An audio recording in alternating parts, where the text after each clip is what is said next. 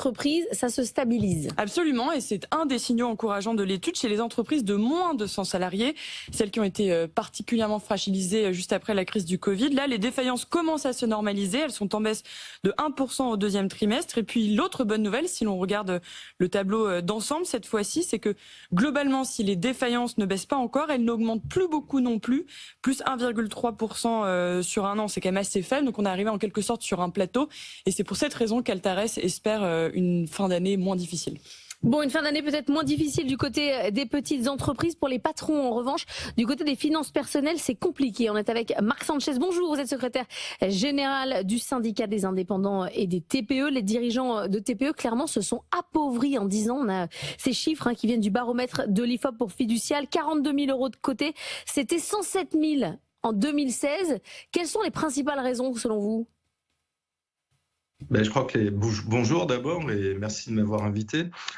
Écoutez, les principales raisons, vous en avez évoqué certaines, en tout cas sur les 2 ou 3 dernières années, qui sont effectivement le nombre de défaillances colossales qu'on a pu connaître au niveau des TPE, alors qui tentent à très très légèrement à se stabiliser au T2. Notre baromètre fait aussi ce constat-là, mais effectivement le taux d'épargne des travailleurs indépendants, des dirigeants de TPE a quasiment été divisé par 2 sur les 10 dernières années. Alors il y a un facteur qui pèse énormément en fait sur cette baisse, hein.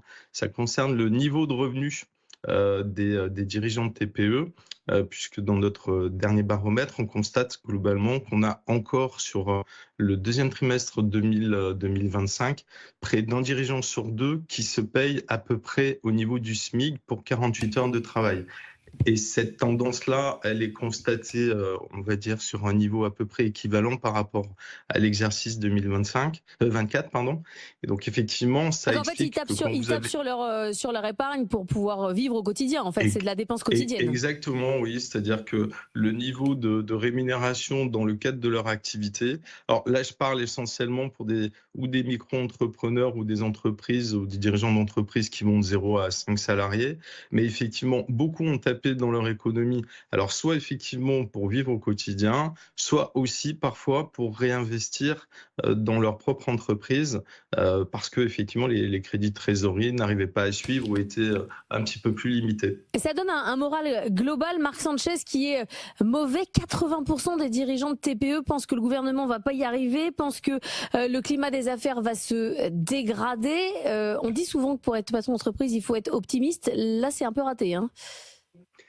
La confiance, c'est le moteur d'un entrepreneur aujourd'hui. Je dirais que quelque part, ça l'a toujours été, mais on va dire que sur les deux items que vous venez effectivement de présenter, c'est-à-dire la situation économique qui reste effectivement très compliquée, alors dans un cadre franco-français, mais aussi par rapport à ce qui se passe au niveau mondial.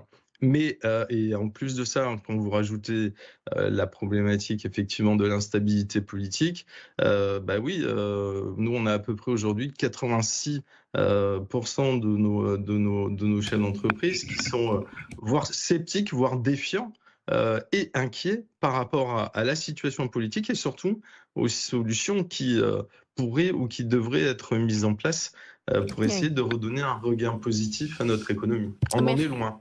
Merci beaucoup Marc Sanchez d'avoir été avec nous ce matin dans Good Morning Business. Justement, cette